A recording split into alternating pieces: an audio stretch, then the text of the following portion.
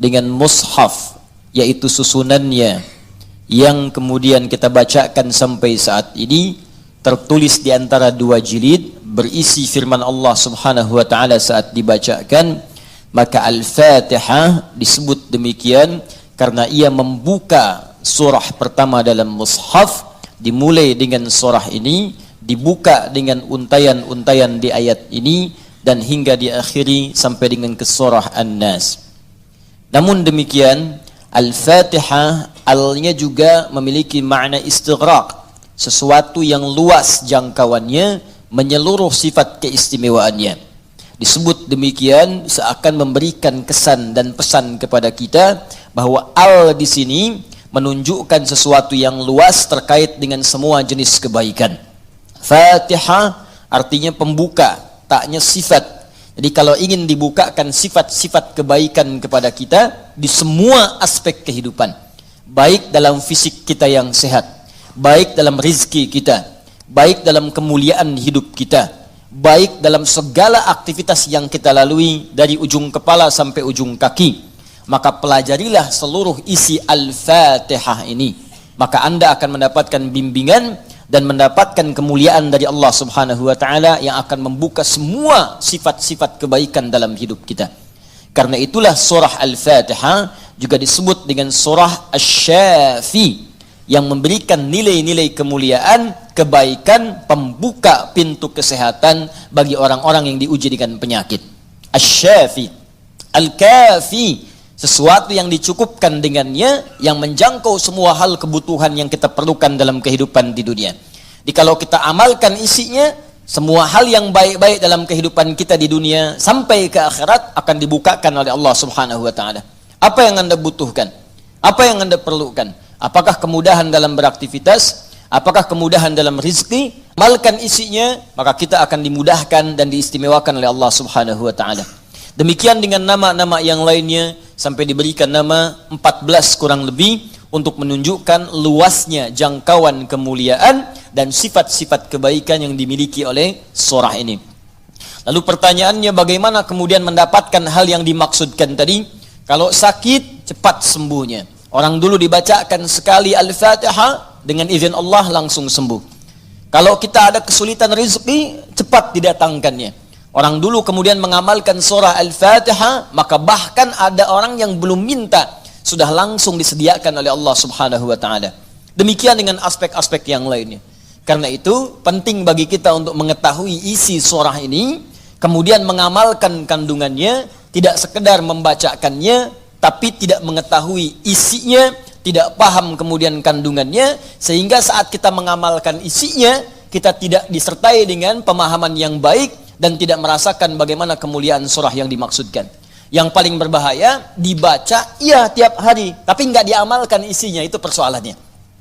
Berbahayanya bukan berbahaya dalam persoalan nggak dapat pahala, bukan. Sayang saja dibacakan tiap hari 17 kali, tapi tidak mendapatkan isinya. Kayak orang bekerja tapi nggak dapat gaji. Kerja tiap hari tapi akhir bulan nggak gajian gitu. Ya, Allah perintahkan kita untuk membacakannya 17 kali dalam sehari dan menjanjikan pada kita semua jenis kemudahan dan kebaikan dalam hidup. Kita bacakan cuman nggak dapat, itu masalahnya. Nah, persoalannya kenapa orang tidak mendapatinya? Boleh jadi bukan karena tidak membacanya, tapi cara membacanya itulah yang tidak sesuai dengan yang diinginkan oleh Al-Quran dan isi surah itu sendiri.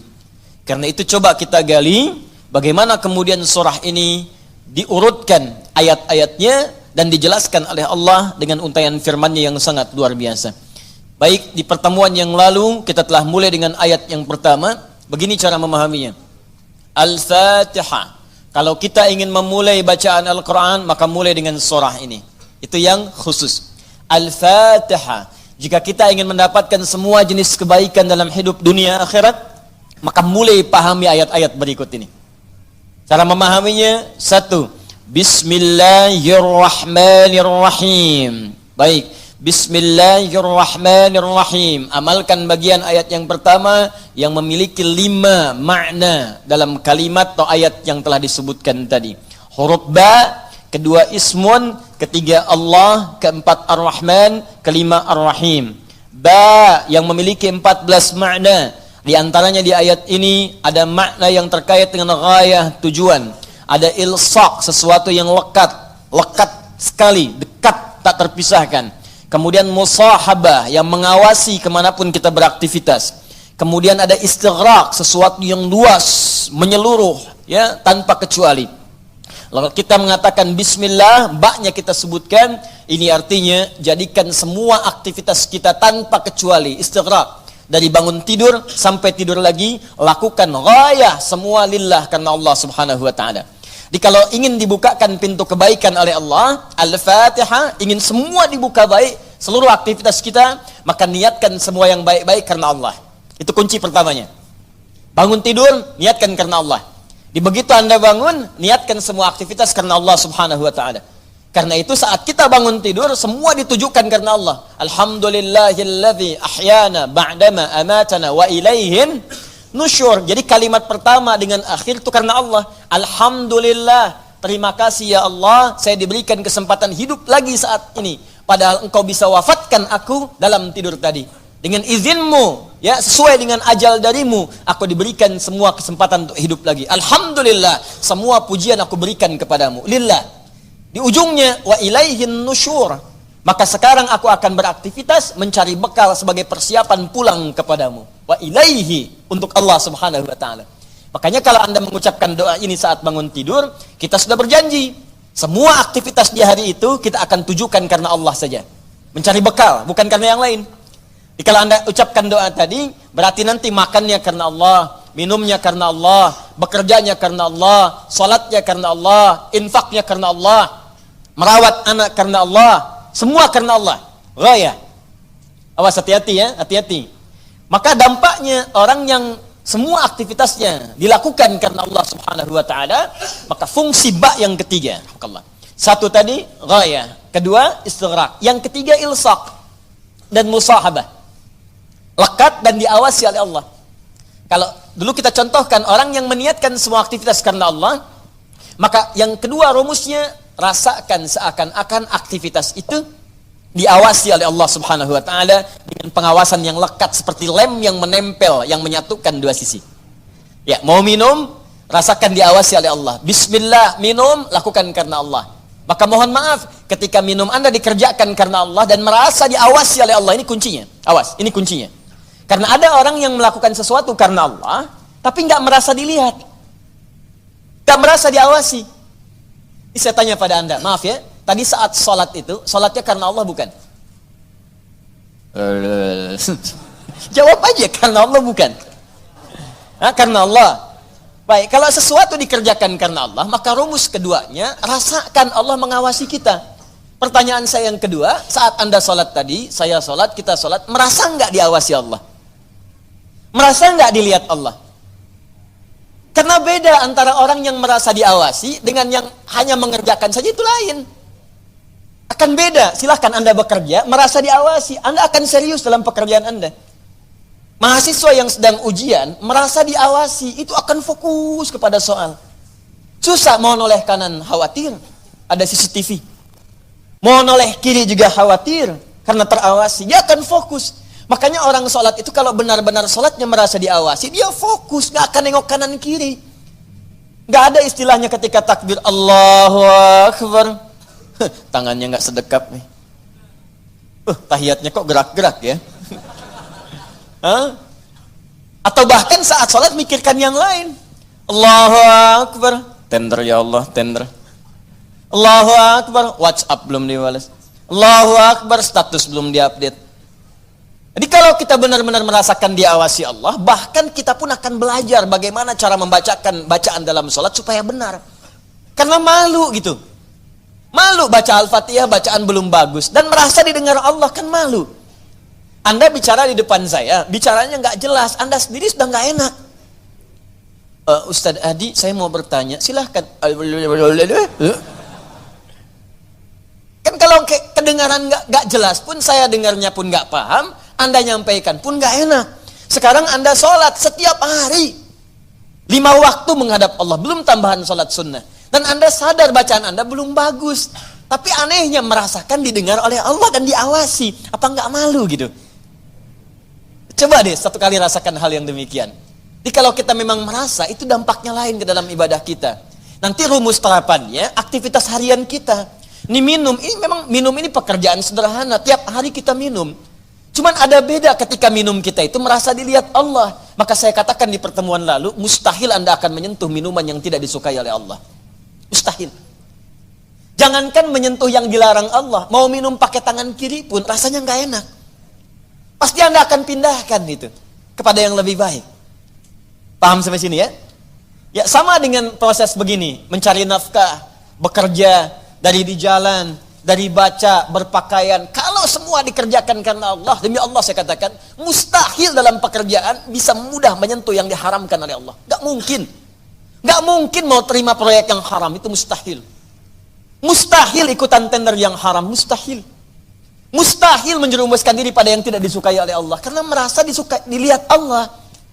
Dan merasa diawasi, jadi mustahil. Dusta itu mustahil.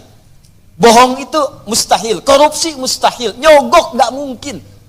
Bukan karena perkara takut orang lihat, karena Allah mengawasi kita.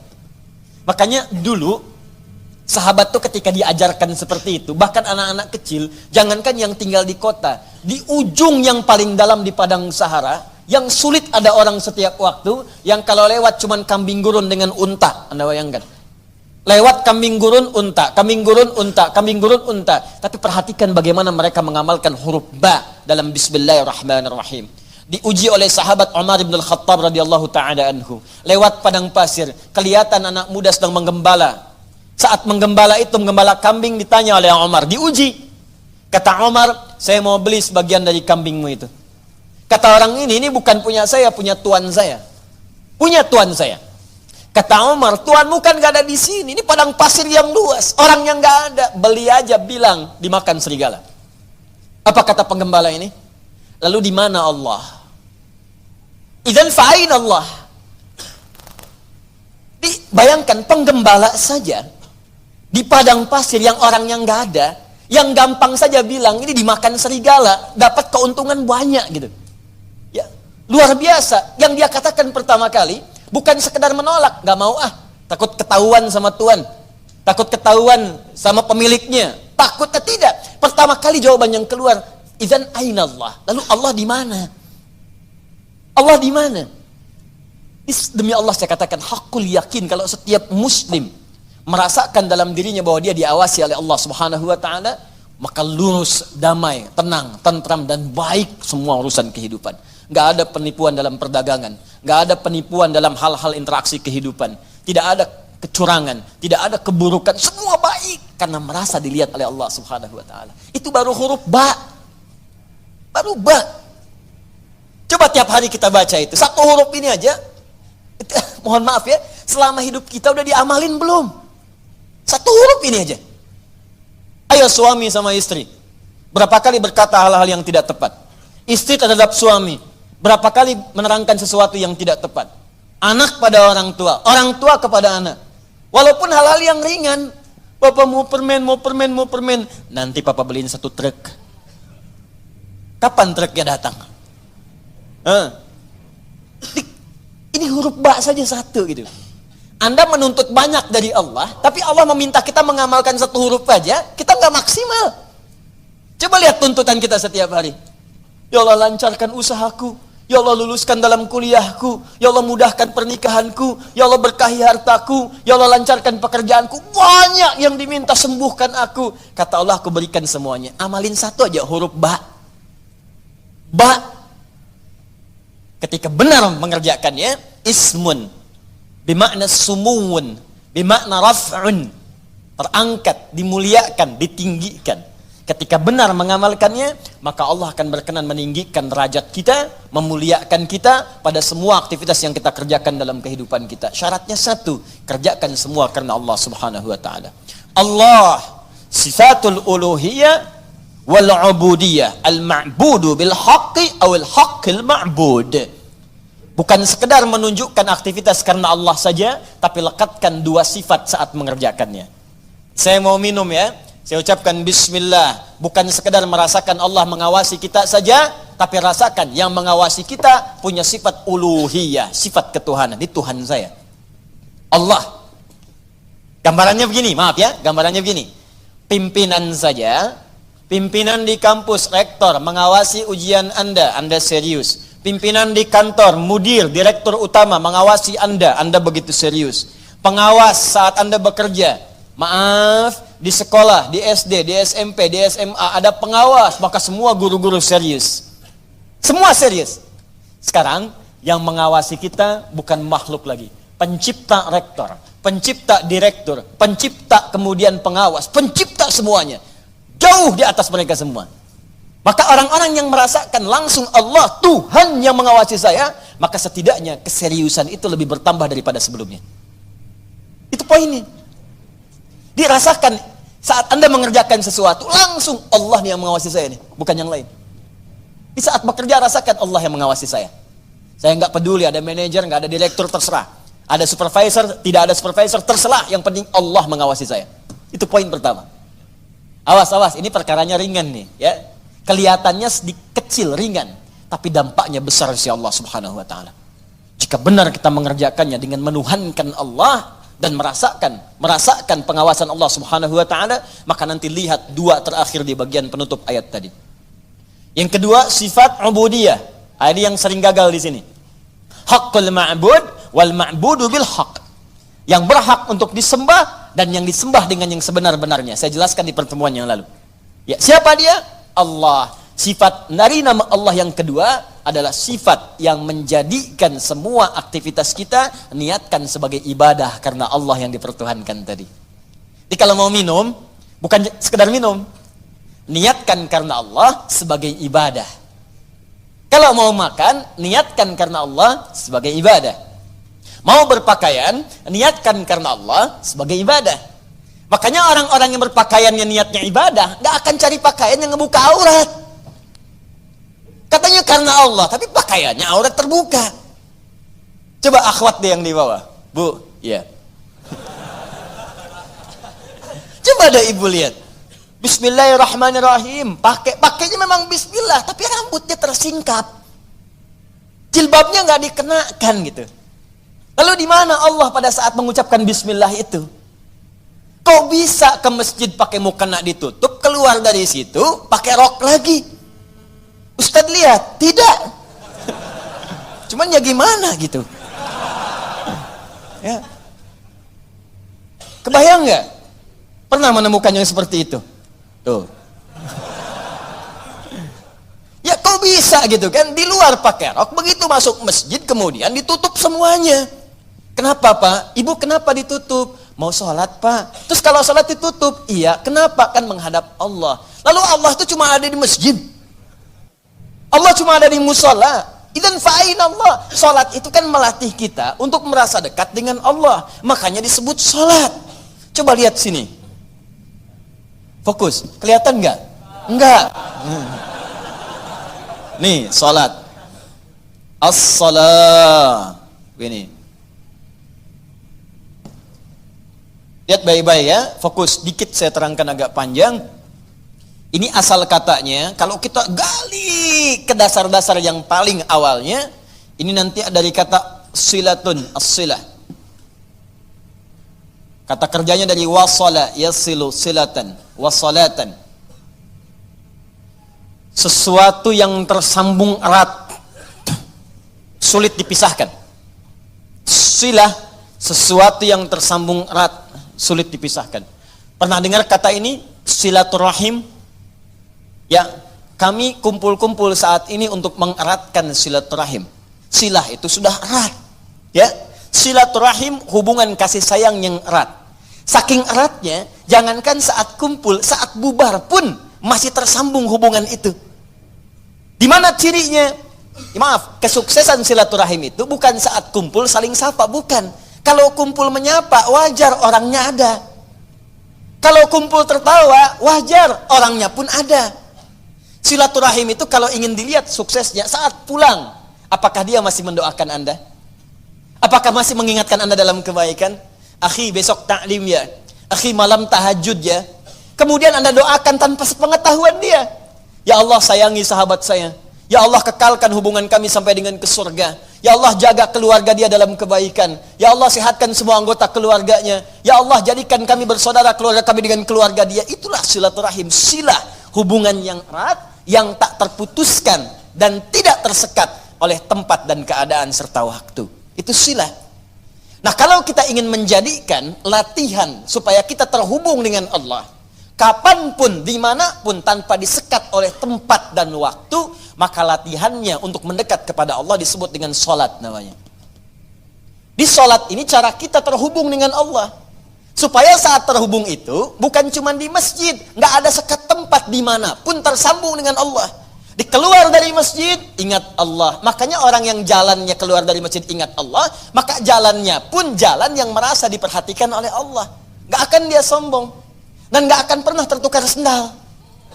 Betul. Karena dia ingat Allah. Allahumma inni as'aluka min fadlik. Ya Allah, saya memohon semua kemuliaan darimu. Begitu keluar pakai sendal, gak akan tertukar. Bismillahirrahmanirrahim. Bukan punya saya. Mirip. Ya Allah, maaf. Pakai lagi. Jelas ya? Nah, itu namanya. Karena itu orang mengatakan as-salah itu doa. Ad-doa, as-salatu hiya doa. Pengertian fikih. Salat itu doa karena semua awal sampai akhirnya dalam salat kita baca doa. Tapi kenapa doa disebut salat? Karena saat berdoa kita tersambung dengan Allah Subhanahu wa taala. Itu poinnya. Makanya setiap orang berdoa itu nyambung dia dengan Allah. Ya Allah, ya Allah, ya Allah, nyambung. Karena itu di fikih disebut as-salat hiya doa. Tapi asal maknanya sesuatu yang terhubung dengan Allah, hubungan yang sangat erat, tak terpisahkan waktu dan tempat. Makanya aneh kalau ada orang sholat ke masjid, dari mulai rok mini, kemudian pakai mukena ditutup, keluar masjid dibuka lagi. Itu artinya nggak nyambung. Nggak nyambung. Nggak nyambung. Sama dengan ikhwan. Ke masjid antum ini, nyembah Allah, fokus, khusyuk, keluar dari masjid, maksiat lagi, nggak nyambung. Nggak nyambung. Ada yang salah itu. Jadi aneh kan, menuntut banyak kepada Allah, tapi hak-hak Allah nggak dipenuhi. Dan jangan sekat ibadah itu dalam konteks ritual saja. Bukan sekedar sholat, bukan. Sholat itu latihan. Bukan sekedar baca Al-Quran. Karena ibadah yang baik itu akan meluaskan aura ibadahnya di luar konteks dalam penuraian yang ritual itu. Di selesai ritual, keluar, masih ingat Allah. Coba buka Quran surah keempat, ayat 103. Perhatikan bagaimana Allah menjelaskan keutamaan apa yang dikerjakan setelah salat itu. Tadi yang saya terangkan maknanya. Fa idza qadaytumus salata, maka jika engkau telah selesai mengerjakan salat, fadhkurullah. Maka salat yang benar itu saat dikerjakan akan mengingatkan engkau dengan Allah. Maka ingatlah Allah. Qiyaman, saat berdiri. Jadi kalau orang benar salatnya, selesai salat berdiri, yang diingatnya Allah. Wa qu'udan, duduk. Anda ke musola di kantor, balik dari ke musola, balik lagi ke meja, duduk di kursi, depan komputer, duduk sambil ngetik, fadhkurullah, ingat Allah. Bukan sekedar subhanallah, subhanallah, subhanallah, sambil ngerjain proyek, astagfirullah, astagfirullah, astagfirullah, dicek oleh supervisor, di komputernya astagfirullah semua. Bukan itu. Bukan itu maksudnya. Maksudnya ketika Anda kerjakan itu, Anda ingat Allah, maka nggak ada nol yang bertambah. Tidak ada angka yang berubah, sesuai semuanya. Kenapa? Karena merasa diawasi oleh Allah Subhanahu wa taala. Tuh, dua poin itu hadir nggak dalam kehidupan kita? Apakah selama ini berpakaiannya karena Allah? Maka pakaian ini nggak akan dicari dari sesuatu yang haram. Dan pakaian ini akan digunakan pada yang baik-baik. Makanya pakaian yang diperoleh dari harta yang baik akan keluar perbuatan baik dari itu. Harta benda yang dihasilkan dari proses yang halal, semuanya akan berkah. Coba lihat tuh, saya kan sering katakan, itu sendal Anda berapa kali dipakai ibadah? Berapa kali dipakai untuk ke masjid? Sepeda Anda, motor Anda, mobil Anda. Di rumah ada nggak satu ruangan yang belum pernah dipakai ibadah? Ada nggak? Coba cek, cari ya satu ruangan di rumah yang di situ nggak pernah dipakai ibadah, cari. Mulai sekarang pulang, pakai dulu di situ. Khawatirnya saat dihisab itu nggak ada nilainya. Cuma jadi gudang. Jadi gudang. Masya Allah. Koper ditaruh di situ, kopernya pernah umrah, tapi nggak pernah dipakai ibadah di situ. Ya, ini sederhana teman-teman sekalian, tapi ini syarat mutlak untuk mendapatkan apa yang tadi kita inginkan. Al-Fatihah, Al-Fatihah. Ba-nya disertai dengan sifat uluhiyah, dan sifat ubudiyah. Kalau benar semua itu dikerjakan, maka ditutup dengan kalimat Ar-Rahmanir Rahim. Makanya Ar-Rahmanir Rahim harakatnya kasrah, ikut kepada Allahnya, sifatnya. Silahkan cek. Bismillahirrahmanirrahim. Nggak ada A, nggak ada U. I. Silahkan lihat. Bismillahirrahmanirrahim. Ada? Ar-Rahman itu na'at. Awas, na'at kepada sifat sebelumnya man'ut Allah. Di ilmu nahwu sifat mausuf, na'at man'ut. Siapa yang disifati? Allah. Siapa yang diman'uti? Allah. Di na'atnya Ar-Rahman, sifatnya Ar-Rahman, mausufnya Allah. Dan sifat mausuf enggak terpisahkan. Paham? Tidak. Nggak bisa dipisahkan yang disifati dengan sifatnya. Yang disifati itu Allah, sifatnya Ar-Rahman plus Ar-Rahim. Sifat dengan yang disifati nggak bisa dipisahkan. Sifat Ar-Rahman nggak terpisahkan dengan Allah. Jadi kalau ingin mendapatkan sifat Rahman, maka amalkan sifat dalam lafaz Allah yang tadi disebutkan. Ingin mendapatkan kemuliaan dalam Rahman, maka amalkan dua sifat yang melekat pada kalimat Allah, uluhiyah kemudian ubudiyah. Pertuhankan Allah dan lakukan semua pekerjaan sebagai ibadah. Maka semua urusan dunia yang baik-baik Allah buka. Sifat Allah yang memberikan semua kemuliaan dunia disebut dengan Rahman. Nanti semua yang kita kerjakan karena ibadah punya bekal akhirat. Bismillahirrahmanirrahim. Minum. Alhamdulillah. Contoh. Nah, dituliskan ini. Karena diucapkan Bismillahirrahmanirrahim, ada kemudahan, berkah, memberikan kekuatan dunia. Tapi poin terbesarnya, begitu disebutkan Bismillahirrahmanirrahim, dituliskan pahala akhiratnya. 10 poin. Maka saat pulang ke akhirat nanti, dibukalah semua hasil pekerjaan dunia kita yang jadi ibadah. Sifat Allah yang memberikan kepada kita balasan dari akhir pahala tadi, disebut dengan Rahim namanya. Makanya semua pekerjaan yang tidak disebutkan nama Allah di dalamnya, maka dia kehilangan poin pahalanya. Sifat Rahim tidak akan pernah diberikan pada hamba yang tidak mendulang pahala dalam beraktivitas saat di dunia. Jelas sampai sini? Nah, karena itu tolong jangan sampai dunianya banyak, akhiratnya nestapa nanti. Jangan sampai dunianya kaya, akhiratnya fakir. Coba saya tanya deh di sini. Pilih mana? Kaya dunia, fakir akhirat, atau fakir dunia, kaya akhirat? Benar. Benar, cepat. Perwakilan ibu-ibu. Biasanya ibu-ibu lebih cepat. Bu, ada saingan di sini. Ya kaya dunia, kaya akhirat. Rabbana atina fid dunya wa fil akhirati wa qina adzabannar. Itu poinnya. Jadi kerjakan semua karena Allah. Ini kelihatan ringan, tapi kalau diamalkan akan ada perbedaan dalam kualitas kehidupan kita. Sekarang bagian yang pentingnya, ini yang kita sambungkan ke ayat yang kedua. Setelah kita mengerjakan semua karena Allah itu, dan Allah berikan apa yang dijanjikan tadi. Ya Allah, saya ingin mudah bekerja. Bismillahirrahmanirrahim. Ternyata diberikan. Ya Allah, besok saya ingin ujian. Bismillahirrahmanirrahim. Ternyata lulus.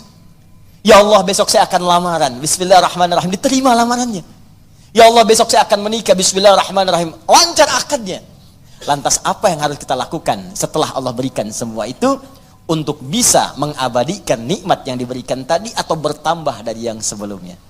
Maka itu yang akan kita bahas setelah menunaikan salat Isya nanti pada ayat yang kedua, Alhamdulillahi Rabbil Alamin. Kita jeda untuk menunaikan salat Isya berjamaah. Subhanakallahumma bihamdika asyhadu an la ilaha illa anta astaghfiruka wa atubu ilaik. Assalamualaikum warahmatullahi wabarakatuh.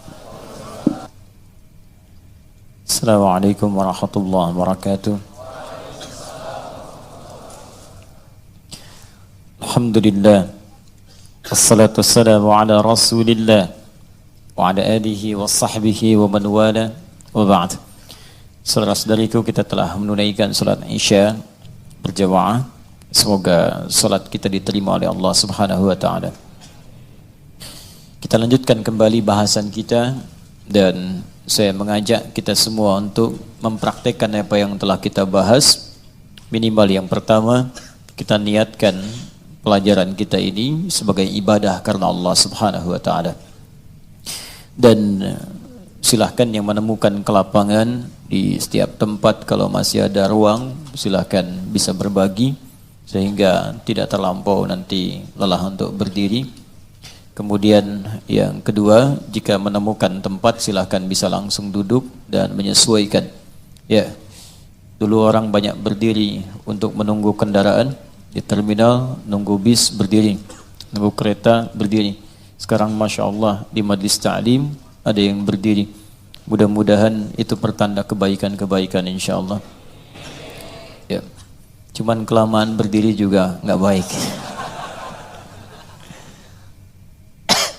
Boleh diluaskan ya. Tapi kalau sudah tidak memungkinkan di tempat Anda mendapatinya, di situ Anda duduk. Ya, kecuali tangga dan toilet. Ya bisa geser sedikit. Baik. Orang yang menjadikan aktivitasnya semua karena Allah, ditujukan karena Allah, maka dalam mengerjakannya dia akan menerapkan dua sifat yang melekat pada nama Allah Subhanahu wa taala. Pertama adalah sifat uluhiyahnya.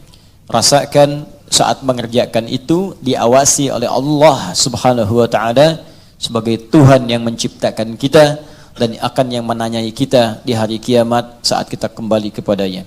Yang kedua sifat ubudiyah kita kepada Allah. Jadikan pekerjaan kita itu sebagai ibadah karena Allah Subhanahu wa taala. Bukan sekedar salatnya, bukan sekedar puasa dan bacaan Al-Qur'annya, tapi semua aktivitas yang kita kerjakan dari bangun tidur sampai kita tidur kembali. Jika semua itu dikerjakan karena Allah, maka Allah akan mengangkat derajat kita, memuliakan kita dan meliputkan pada diri kita semua jenis-jenis kebaikan. Di dunia diturunkan sifatnya disebut dengan Rahman, di akhirat diberikan balasan pahalanya dengan menurunkan sifat yang mulia khusus bagi orang yang beriman, yaitu sifat Rahim. Jika kita telah menerima itu semua, terkhusus dalam kehidupan dunia kita. Tadi saya sampaikan, kita ingin besok ujian lulus, Allah luluskan. Kita ingin pekerjaan lancar, Allah lancarkan. Kita ingin dapat satu proyek berhasil, Allah tetapkan kita berhasil di dalamnya. Maka jika semua itu sudah Allah berikan kepada kita, badan sehat, pandangan awas, pendengaran jelas, kaki melangkah dengan nyaman, tidak ada persoalan pada tubuh kita, rumah juga sudah cukup, kendaraan baik, semua nyaman dalam kehidupan, maka apa yang harus kita lakukan kepada Allah Subhanahu wa taala? Maka turun ayat yang keduanya, melanjutkan bagian yang tadi untuk mengabadikan nikmat atau bahkan menambahkan nikmat yang telah Allah anugerahkan kepada kita. Maka disampaikanlah oleh Allah Subhanahu wa taala, alhamdulillahi rabbil alamin. Alhamdulillahi rabbil alamin. Kita baca dulu tafsirnya dalam keterangan Al-Imam Ibnu Katsir rahimahullah dalam kitabnya Tafsirul Qur'anul Azim, supaya kita bisa mendapatkan pandangan dari ulama. Nanti saya jelaskan huruf per huruf, kalimat per kalimatnya yang memadukan dengan kitab-kitab yang sebagiannya telah sampaikan kepada Anda semua di pertemuan yang lalu. Halaman 35. Alhamdulillahi rabbil alamin. Firman Allah Subhanahu wa taala, alhamdulillahi rabbil alamin. Saya bacakan dulu kitabnya. Al-Qurra'us sab'ah 'ala dhammid dal fi qawlihi alhamdulillah. Semua para pembaca dalam riwayat yang 7. Jadi ada 7 riwayat dikenal dengan bacaan mutawatir. Ya, sab'ah qiraah al-mutawatirah. Ya, 7 jenis bacaan ini bacaan yang diterima. Ingat ya, diterima oleh seluruh lapisan umat Islam yang tersambung sanadnya. Ya, beritanya, informasinya, pengajarannya ke Rasulullah sallallahu alaihi wasallam, diterima dari malaikat Jibril alaihissalam, bersumber dari Allah Subhanahu wa taala. 7 jenis ini dibaca pada bacaan Al-Qur'an, juga dibacakan sah dalam salat. Ya, dibacakan sah dalam salat.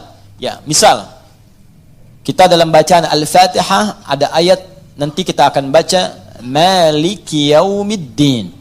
Ya, Maliki Yaumiddin. Maliki Yaumiddin. Maliki bisa dibaca panjang, 2 harakat mad tabi'i, Maliki Yaumiddin.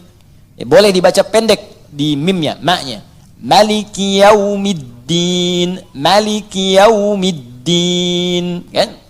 Misal, Ihdinas siratal mustaqim. Ihdinas siratal mustaqim. Sirat, as-sirat. Ihdinas sirat. Boleh dibaca pakai sad. Ihdinas sirat. Hafaz dari Asim, baca pakai sad.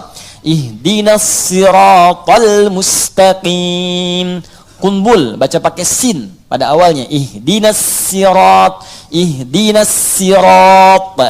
Ruwais pakai sin, ihdinas sirat. Tapi lughah Quraisy menggunakan sad, ihdinas sirat, ya. Boleh dibaca ismam, ya, seperti terdengar huruf zai, ihdinas zirat. Baik menggunakan sin, sad ataupun ismam terdengar seperti zai, itu sumbernya sah, diajarkan dari Nabi sallallahu alaihi wasallam. Ya, kenapa? Karena ada orang biasa pakai sad. Ada orang yang biasanya pakai sin. Ya, kembali ke asal kalimat karena nggak bisa baca sad, bisanya sin. Di setiap disebutkan sad, sin, sad, sin, sad, sin, ya.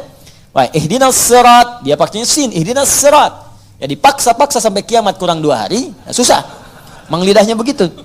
Ya, ada yang kedengaran A, ada yang E. Seperti sering saya sampaikan, ini yang paling mudah. Ya, nanti ada imalah kubra. Misalnya Hamzah punya 2 murid, Khalad dengan Khalaf. Imalah bacanya pakai E, termasuk Warsh, ya, pakai E. Warsh muridnya dari Imam Nafi' rahimahullah, punya 2 murid, Qalun dengan Warsh. Qalun sekarang dipraktikkan di wilayah Afrika Utara, ya, kayak Libya, Tunisia, ya, Maroko, Aljazair, itu pakai Qalun. Sebagian pakai Warsh, berasal dari Mesir imamnya, ya. Warsh itu nama dari orang yang arti bacanya jelas, ya. Warsh dari warashati qiraati, karena jelasnya bacaannya. Ya, itu ada bagian tertentu yang menggunakan imalah. Jadi kalau kita baca wadduha, contoh wadduha, ini wadduha, ya, wadduha wal laili idza saja ma wadda'aka rabbuka wa ma qala walal akhiratu khairul laka minal ula. Itu yang kita baca, hafaz dari Asim, ya. Jadi kalau kita baca dengan menggunakan imalah, wadduha wal laili idza saja ma wadda'aka rabbuka wa ma qala walal akhiratu khairul laka minal ula. A jadi E, ya, A jadi E, itu loghah, ya, biasa. Ada riwayat yang mutawatirah sampai Nabi sallallahu alaihi wasallam. Apakah maknanya berubah? Tidak. Karena ada penduduk tertentu di wilayah-wilayah Arab itu yang kalau dibacakan A, dia E bilangnya, lahjah itu. Karena E saja penggunaan kesehariannya menggunakan E. Ya, kaifa halu, kaifa halik. Ya, ana, ani, anta, inti. Madrasah. Ya, mungkin Betawi dari situ belajarnya. Ya. Sudus ani inti. Ya, itu. Itu dari sana. Sekarang bagian Syria, Palestina sebelah sana, Irak, Mosul sana itu pakai E, imalah banyak. Karena itu riwayatnya menggunakan E. Ya, karena mereka terbiasa dengan itu. Jadi kalau dipaksa-paksa pakai A pun susah. Ya, itu biasa normal dalam tipologi kita pun. Kalau kita kemudian lihat wilayah kita, ya, coba teman-teman bisa lihat wilayah di Indonesia dari sisi antropologisnya, dari sisi geologisnya, geografisnya, lihat. Ya, itu akan memengaruhi di mana kita tinggal, maka alam akan membentuk cara kita berbicara. Orang dekat dengan pantai suaranya cenderung keras. Ya, cenderung keras karena bersaing dengan ombak. Oh, kabar baik, gitu kan? Ngobrol cuma 2 meter, kedengar 500 meter sana. Ya. Orang di hutan, ya kadang-kadang kencang juga suaranya. Makanya jangan heran kalau ketemu orang-orang dari pantai datang kemudian ke tempat Anda, itu biasa kencang, nggak apa-apa. Nggak apa-apa, itu memang biasanya, nanti lama-lama dia akan menyesuaikan. Ya beda, di Sunda saja lain. Anda ke Banten, ke Cianjur, Sukabumi, bahasanya beda. Ya, Cirebon dengan Serang itu akan lain. Sundanya akan berbeda. Ya, Mangga, Wilujeng Sumping, Sukabumi, Cianjur. Ya, ketemu ke Banten akan lain lagi. Ya, datang naon, misalkan. Makanya penjajah itu ke Banten nggak betah dia, baru datang udah pulang. Naon sih akan dia kadek koing, udah pulang dia pergi. Nggak akan bertahan. Ya beda kalau ke daerah-daerah lain akan agak beda gitu kan. Nah, jadi itu biasa. Nah, A dengan E juga ditemukan. Misal saudara kita yang di Medan ke E-nya itu kan fasih, terlihat jelas. Ya jelas sekali. Sepeda. Ya. Ayo kita main ke Bandung. Nanti kamu berhenti di terminal Cicaheum. Ya, itu biasa. Tapi kan sepeda dengan sepeda barangnya sama. Ya kan? Beli sepeda. Oh, ini sepeda, bukan sepeda. Barangnya sama, bungkus, jadi, ya. Sama wadduha dengan wadduha, bacaannya berbeda tapi maknanya sab'ah. Nah, ini boleh dibaca dalam salat juga, tapi menyesuaikan dengan bacaan masyhur di penduduknya. Jangan karena ingin menunjukkan saya baru tahu qiraat, saya hafal qiraat sab'ah, dibaca depan orang yang nggak biasa, itu cari masalah. Jadi masalah datang ke Bekasi, pulang dari Mekah saya belajar, saya udah hafal nih Warsh, masya Allah, praktek di Bekasi. Wadduhi, ketawa orang belakang. Anda dibilang salah, ini imam bid'ah, ada yang keluar. Ya, ya, paham ya? Taib. Jadi al-qira'us sab'ah ala dhammid dal, bacaan di qira'ah sab'ah semua para pembacanya itu mendhammahkan huruf dal di alhamdu. Ya, alhamdu, alhamdu. Ya, saya hapus dulu ya. Bismillah. Hapus dengan menggunakan bismillah. Allahumma shalli ala Muhammad. Udah 5 tahun kajian di sini nih. Datang, angin, nulis, ngapus, luar biasa. Jamaah datang ngelihat masuk surga, enak banget. Ay Allah. Tulis dulu ya. Ya kita ganti pakai tulis.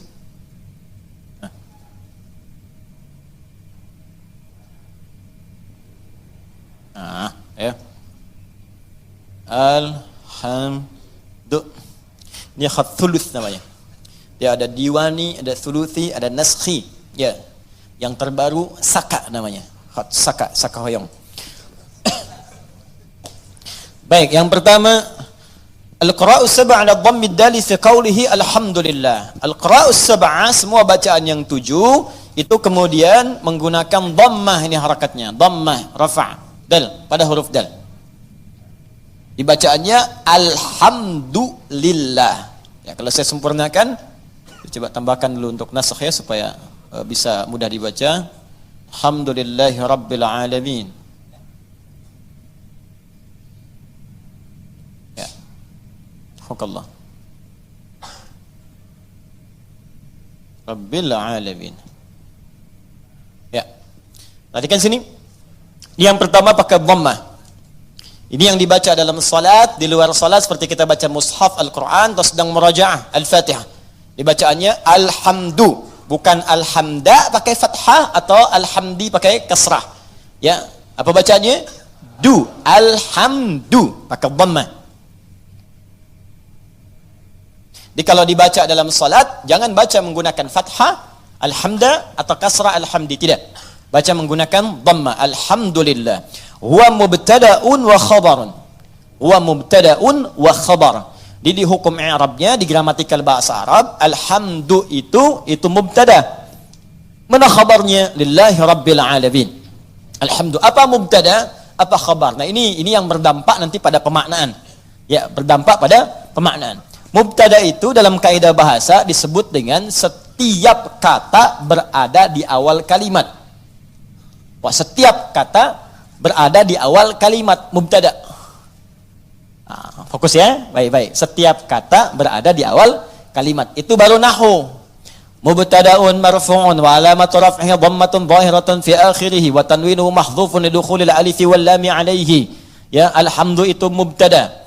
Rafa', alamat rafa'nya dhammah, jelas kelihatan di akhirnya. Dhammah itu tidak menggunakan tanwin. Kenapa? Karena ada alif lam di depannya. Kalau nggak ada alif lam maka bacaannya hamdun. Ada masuk alif lam maka dibaca alhamdu. Itu mubtada. Tapi kalau dalam ilmu fiqh lughah, dalam fiqh lughahnya beda antara lughah nanti di nahwu. Nahwu itu standar bahasa gramatikal aja. Nahwu itu untuk menentukan apakah ujungnya a, i atau u dalam bacaan. Itu ilmu nahwu. Jadi kalau kita misalnya mengatakan, saya ingin katakan begini, syaribtul ma'a, ma-nya pakai a. Hadza al-ma'u pakai u. Pakai u. Ma'a, syaribtul ma'a pakai a. Hadza al-ma'u. Ya. Nazal al-qalam ila al-ma'i.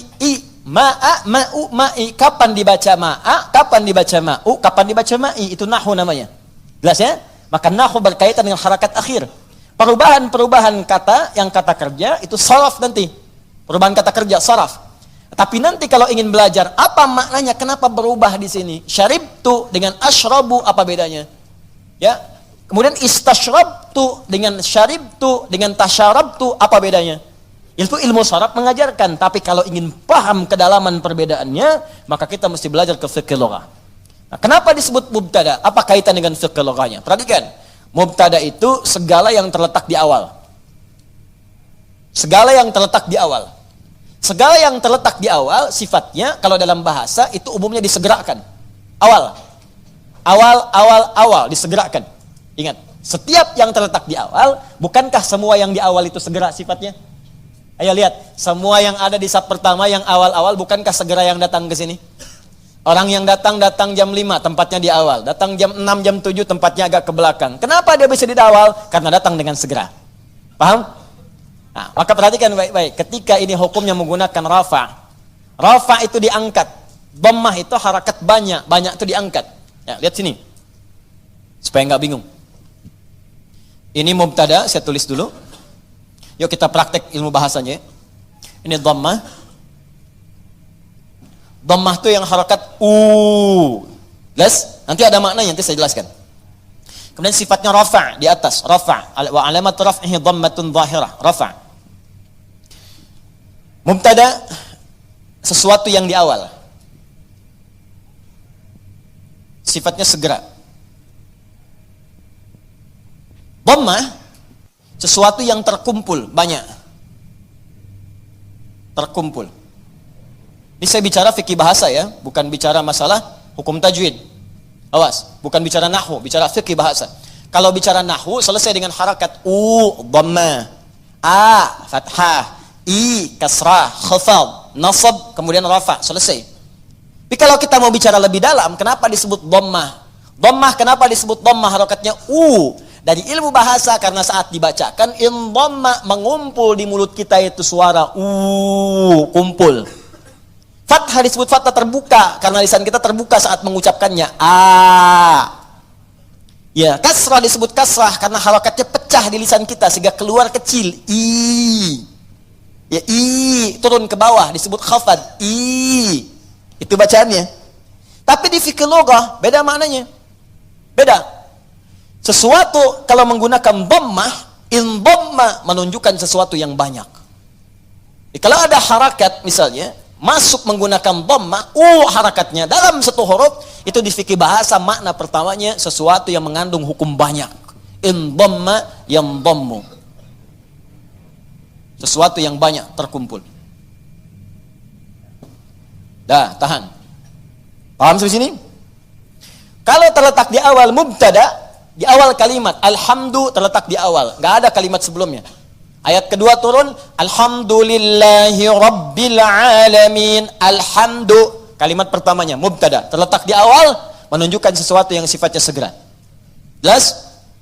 Rafa, sesuatu yang tinggi di atas, karena dhammah itu nggak pernah letaknya di bawah, selalu di atas. Ya, sesuatu yang tinggi di atas. Wah, saya cek dulu. Dhammah bunyinya apa? Fathah bunyinya apa? Kasrah bunyinya apa? Jelas ya? Nah, tinggal praktekkan, itu baru belajar bahasa. Anda mabit di sini, jam 2 mau perbaiki wudu, begitu keluar di pohon samping, di pohon mangga tuh dekat lisan mat, ya, ada suara tunjuk kasrah. Emang saya takut kasrah ya. Dia berubah, bilang fathah. Terakhir, dhammah, bis itu lari.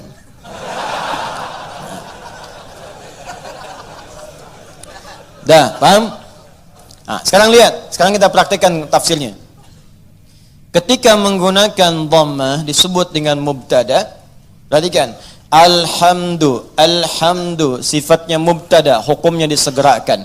Maka kalau Anda sudah mendapatkan nikmat dari Allah Subhanahu wa taala, Rahman, nikmat sehat, nikmat rizki, harta benda, nikmat keluarga, nikmat kenyamanan hidup, maka bersegeralah untuk memuji Allah Subhanahu wa taala. Syukur kepadanya. Maka Anda ucapkan alhamdu, sifatnya disegerakan untuk kita menjadikan sifat syukur kita kepada Allah setelah menerima nikmat. Ini hukum umum. Bukankah Anda kalau saya berikan sesuatu, Anda seketika mengucapkan ucapan? Apa ucapannya? Terima kasih. Ya, saya berikan sesuatu, Anda ucapkan pada saya apa? Terima kasih. Ya kan? Anda terima, Anda ucapkan, saya kasih, Anda terima. Begitu saya berikan, terima kasih. Ya kan? Terima kasih Ustaz. Sekarang Allah berikan pada kita, Allah berikan pada saya, Allah berikan pada Anda, Allah berikan pada kita. Nikmat, kebutuhan, rizki, segalanya. Setelah kita menerima itu, apa yang harus kita lakukan? Maka Allah ajarkan kepada kita. Alhamdulillah. Cepat segera. Jangan tunda, jangan diakhirkan. Begitu terima, syukur pada Allah. Alhamdulillah. Alhamdulillah. Jelas sampai sini? Makanya kalimat alhamdulillah ini, itu dalam bacaan tafsir bisa dibaca dengan A. Bisa dibaca dengan A. Untuk menegaskan. Dari mana taunya Ustaz? Teruskan bacaannya. Waruya an Sufyan ibn Uyainah wa Ru'bah ibn al-Ajjaj annahuma qala alhamdulillahi bin nasbi wa huwa ala idmari fi'lin. Sufyan ibn Uyainah, kemudian juga Ru'bah bin al-Ajjaj, keduanya ahli tentunya dalam bidang qiraat, ya, keduanya menyampaikan riwayat bacaan dengan fathah. Tapi riwayat ini untuk tafsir. Ingat, bukan untuk bacaan dalam salat. Boleh dibaca dengan fathah, tapi bukan dalam salat. Ingat, dalam tafsir untuk menegaskan perintah segera bersyukur kepada Allah ketika menerima nikmat. Kenapa dibaca alhamdulillah? Untuk menunjukkan kalimat perintah sebelumnya yang ditiadakan untuk memudahkan bacaan kita. Asal kalimatnya kalau kita turunkan, qulu, perintah dari Allahnya. Qulu. Katakan oleh kalian semua, alhamdulillah, alhamdulillah. Cuman kalimat ini yang enggak muncul. Ya, Allah tidak menurunkan kalimat ini karena sudah dipahami oleh orang Arab. Orang Arab paham. Dari mana pahamnya? Karena menggunakan dhammah. Dhammah ini sifat segera. Jadi sifat segera itu nggak dikasih tahu pun sudah paham harus segera bersyukur. Cuman kita ini yang bukan orang Arab kadang nggak ngerti kenapa mesti dhammah. Maka dijelaskan oleh dua ulama tadi. Kenapa pakai dhammah? Karena asal perintah itu untuk bersyukur sifatnya perintah. Kalau mau dimunculkan dalam tafsir ada kalimat sebelumnya qulu. Kalau dapat anugerah dari Allah cepat minimal katakan, cepat syukuri. Kalau orang Arab gak perlu itu lagi. Makanya ketika Quran diturunkan dengan bahasa Arab tidak menggunakan kata qulu lagi. Saking pahamnya orang Arab dengan itu. Cukup dengan kalimat alhamdulillahi rabbil alamin. Paham? Maka kalimat yang pertama ini perintah dari Allah Subhanahu wa taala. Kalau sudah mendapatkan nikmat yang tadi, nikmat diberi, nikmat sehat, nikmat rezeki, nikmat macam-macam, maka adab yang pertama dari kita terhadap Allah Subhanahu wa taala, berterima kasihlah kepada Allah Subhanahu wa taala dengan semua nikmat yang telah diberikan itu. Kalimat pertama yang kita ucapkan, segera bersyukur kepada Allah dengan kalimat alhamdulillahi rabbil alamin. Maka kalau ada sesuatu kita dapatkan, adab yang pertama, saya tulis ya, adabnya nanti ada 3. 1, ucapkan kalimat tahmid. Awas, nanti ada kaitan nih dengan penambahan nikmat. Anak lulus ujian, alhamdulillahi rabbil alamin. Ya, proyek dapat, alhamdulillahi rabbil alamin. Ya, dapat tempat pertama, alhamdulillahi rabbil alamin. Dagangan habis di luar dagangan habis, alhamdulillahi rabbil alamin. Ya, ta'lim lancar, alhamdulillahi rabbil alamin. Dapat traktiran teman, alhamdulillahi rabbil alamin. Dapat tumpangan pulang, alhamdulillahi rabbil alamin. Alhamdulillah. Adab yang pertama. Jadi sudah adab, antum aja manusia ngasih langsung terima kasih. Masa Allah ngasih tiap hari kita ucapkan gak ucapkan alhamdulillah. Itu adab pertama. Awas, hati-hati, nanti kalimat ini ringan diucapkan tapi dampaknya besar. Kita akan lihat nanti korelasi dengan ayat yang selanjutnya. Pelan-pelan sebentar di sini. Paham sampai sini?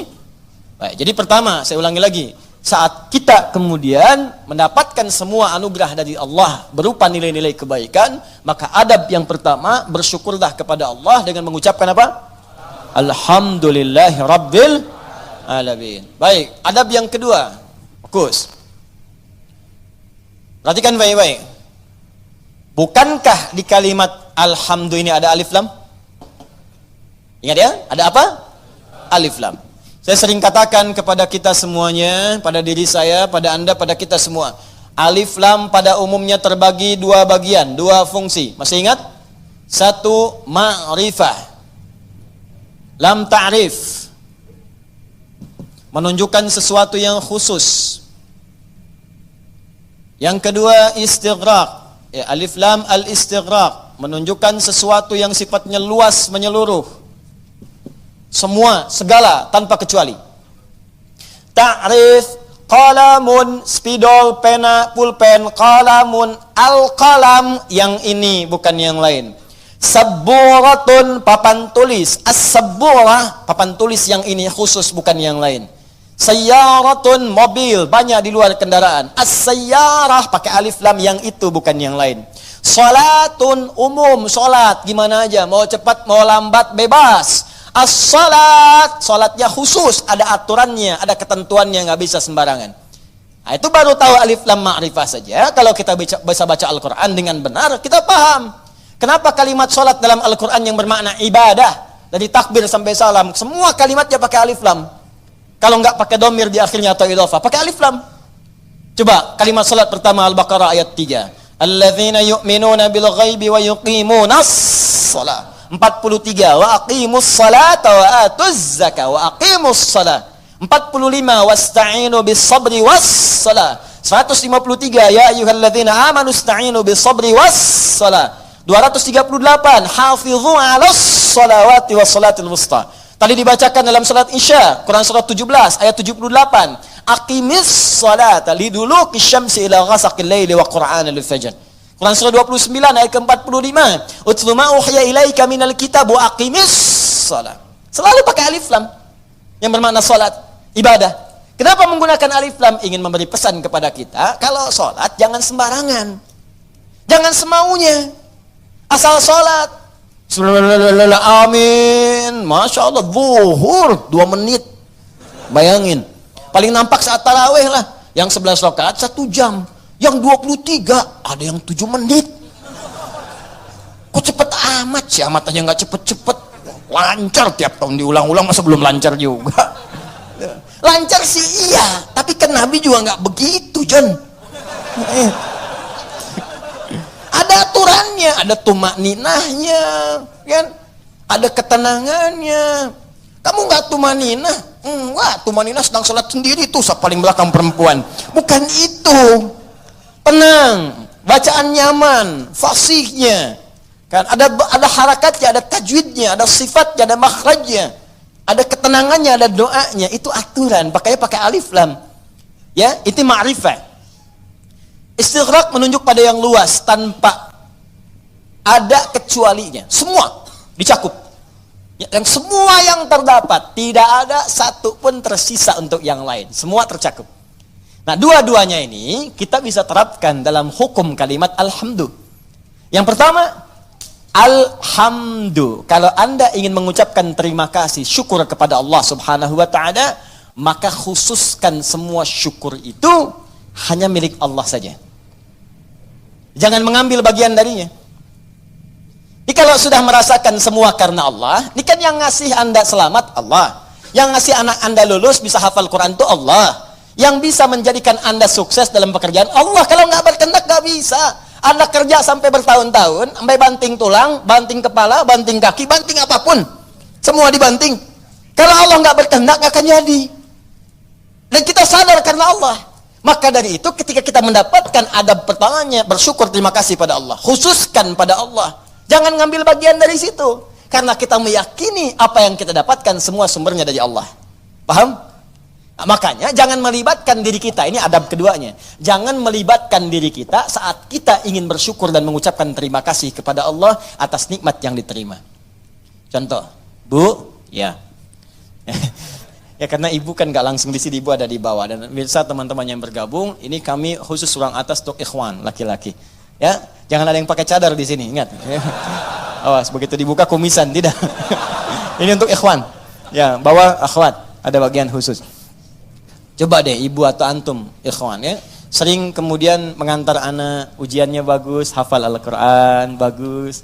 Pernah sering ada yang berucap begini, Masya Allah ukhti, luar biasa ya anaknya bisa hafal Quran. Ya Allah akhi, Masya Allah luar biasa, nilai antum sempurna. Akhi Masya Allah pekerjaan antum luar biasa bagus, beda dengan yang lain-lain sebelumnya. Pernah ada orang kadang memuji seperti itu? Nah saat muncul kalimat itu sadari, ini titipan dari Allah. Barangkali ada yang belum kita syukuri. Kita belum sempat terima kasih nih sama Allah nih. Atau diuji, sadar nggak bahwa itu tuh pemberian Allah? Kalau Allah berkehendak, bukan anak kita yang hafal, anak orang lain. Cuma dititipkan pada anak kita untuk menguji apakah kita ini mampu nggak bersyukur kepada Allah. Mampu nggak menyerahkan urusan kita kepada Allah. Sadar nggak bahwa Allah yang kasih. Makanya orang tua yang baik ketika mendapati anaknya hafal Al-Quran misal, juara pertama di sekolahnya, dipuji oleh orang lain, gurunya bahkan mengatakan, ibu Masya Allah anaknya luar biasa, pintar, cepat pahamnya.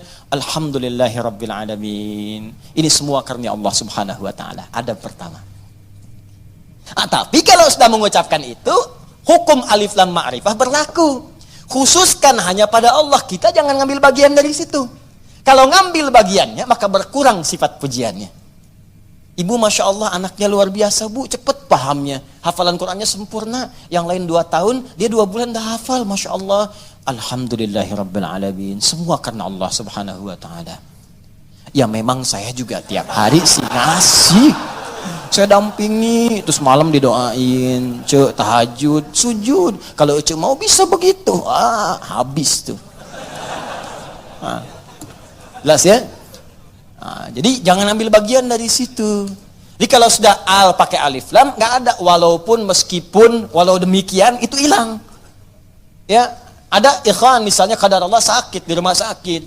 Hari pertama udah lebih baik, ditanya sering lupa nih kalimat begini. Gimana akhi? Alhamdulillah lebih baik. Ya walaupun udah nggak usah. Ya walaupun sedikit lagi, udah nggak usah pakai walaupun, meskipun, walaupun, walau demikian itu udah hilang. Karena udah ada alif lam. Jelas ya? Udah ada alif lam. Ini tuh kayak sederhana beneran deh. Bener saya serius. Ya, ba satu huruf cuman maknanya dalam. Alif lam. Ya, alif lam cuman al dibacanya. Tiap hari al itu banyak, tapi yang ini tuh beda dengan yang lain. Anda boleh gunakan al pada yang lain, tapi al melekat pada alhamdulillah beda. Lain dengan al pukat, lain dengan al kalin, lain dengan al yang lainnya. Beda. Jadi al di sini khusus. Ketika disebutkan al di sini, lekatkan semuanya karena Allah. Gak usah campuri pakai yang lain-lain.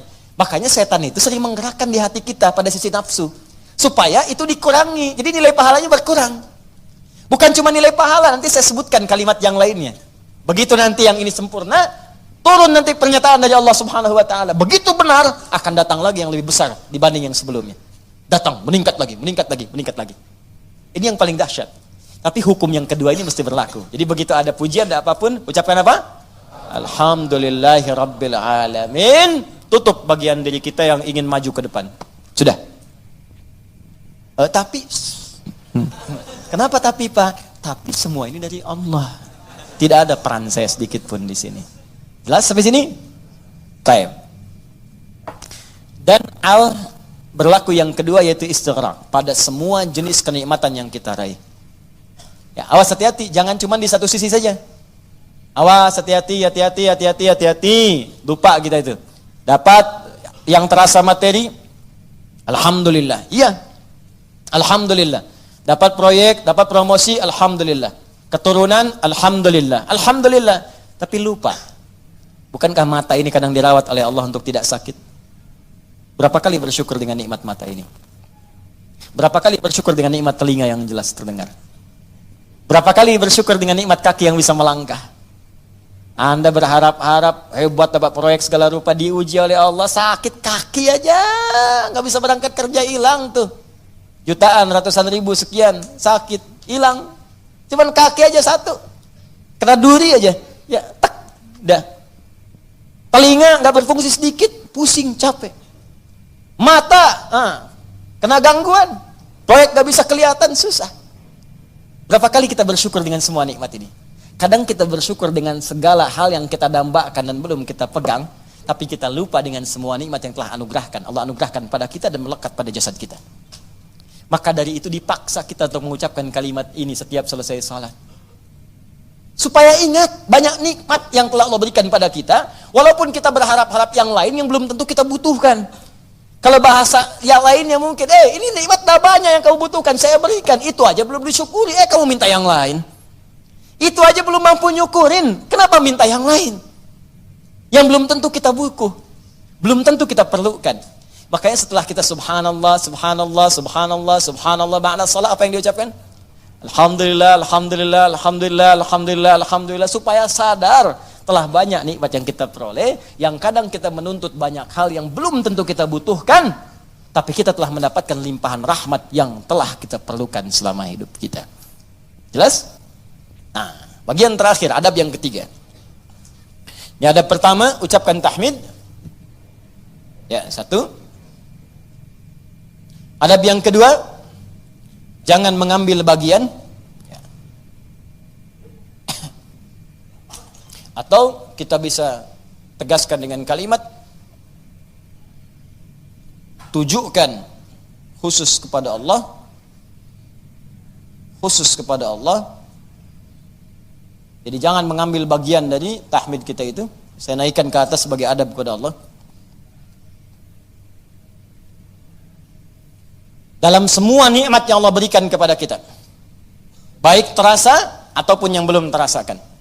Ya, yang terasa sifatnya ini yang kita dapati dalam kehidupan kita. Yang belum terasakan, yang kadang-kadang kita ikhtiar baru kita peroleh. Jangan bedakan semuanya. Semua setiap kita dapati, alhamdulillah. Makanya kalau berzikir pasca sholat, jangan cuma di lisan. Saat alhamdulillah itu, kaitkan dengan nikmat yang telah kita dapatkan. Dia begitu mengucapkan alhamdulillah, alhamdulillah, alhamdulillah. Bayangkan mata sehat, telinga sehat, kaki sehat, hati sehat, pikiran sehat, bening semuanya. Ya, anak sehat, semua sehat, istri sehat, suami sehat. Alhamdulillah, alhamdulillah. Makanya bersyukurnya nikmat. Alhamdulillah. Tapi nggak ada yang nyampe ke hati gitu. Nggak ada yang nyampe. Coba deh ucapkan pelan-pelan. Alhamdulillah, alhamdulillah, alhamdulillah. Rasakan. Ini itu tenang ke hatinya itu. Enak gitu. Zikir yang terasa itu nikmat ke hatinya. Dan ada ketenangan dalam jiwa kita, ada getaran. Ada getaran tersendiri. Enak rasanya itu. Ada sentuhan ke hati kita. Ya, sentuhlah ia tepat di hatimu, maka ia akan jadi milik untuk selamanya. Ya, sentuh.